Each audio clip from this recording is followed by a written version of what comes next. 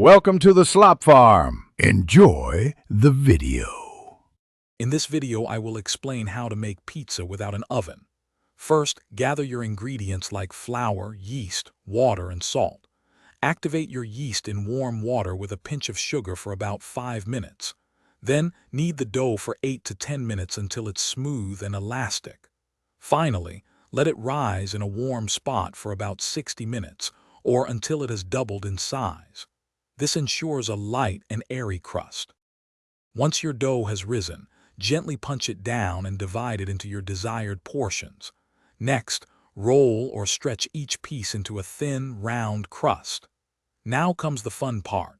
Spread your favorite pizza sauce evenly over the dough, leaving a small border for the crust. Then, pile on your cheese and all your delicious toppings. Don't overload it, or it might be tricky to cook evenly. Now for the no-oven cooking. Heat a heavy-bottomed pan or cast-iron skillet over medium heat.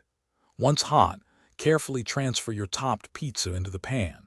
It's crucial to cover the pan tightly with a lid. This traps the steam, helping to cook your toppings and melt the cheese perfectly. Cook for about 8 to 12 minutes, or until the crust is golden brown and the cheese is bubbly and melted. To ensure it's done, lift an edge to check for a golden brown, crispy bottom crust. Once cooked, carefully slide your delicious no-oven pizza onto a cutting board.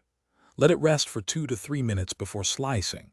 This helps the cheese set and prevents toppings from sliding off. Garnish with fresh basil or a sprinkle of red pepper flakes if you like, and then it's time to enjoy your homemade masterpiece. Thanks for watching. Consider subscribing if we helped you today.